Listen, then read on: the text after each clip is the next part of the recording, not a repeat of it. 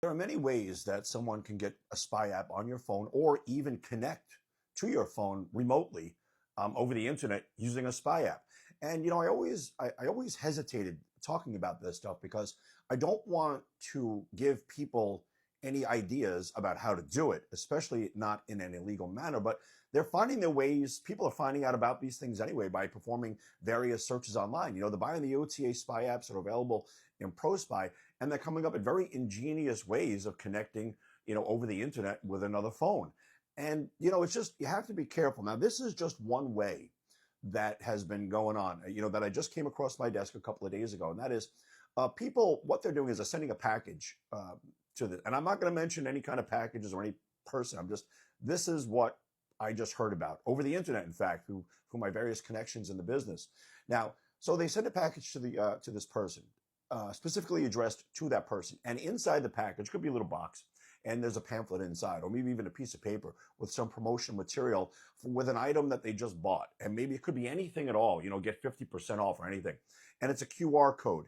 Now, as soon as the person, and then it encourages that person to scan the QR code with their camera, just as they would if you were at home and you got to scan the QR code, to get onto your favorite streaming service, or to scan a QR code for any reason at all. Well, guess what happens?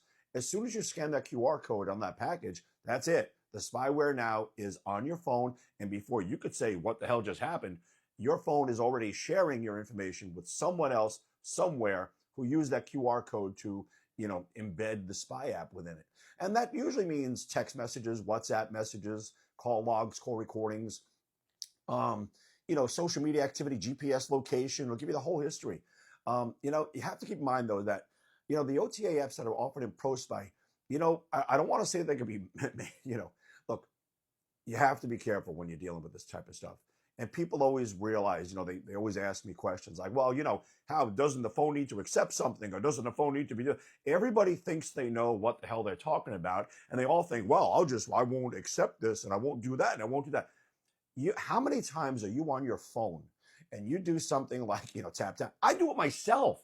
And I realize, holy shit, I just tapped on that. That's how easy it is. Now, but just keep this in mind.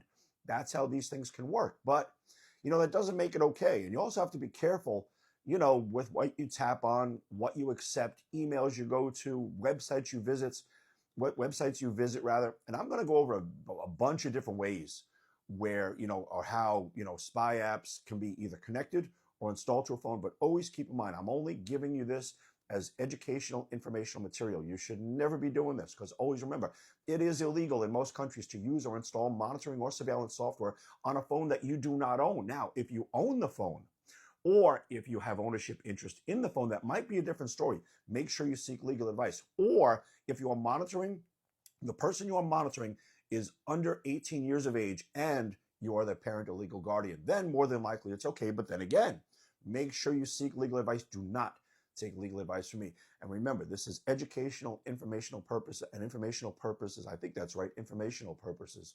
Well, please forgive my grammar. But anyway, you get the idea. These things can be done. Just don't break the law in doing them.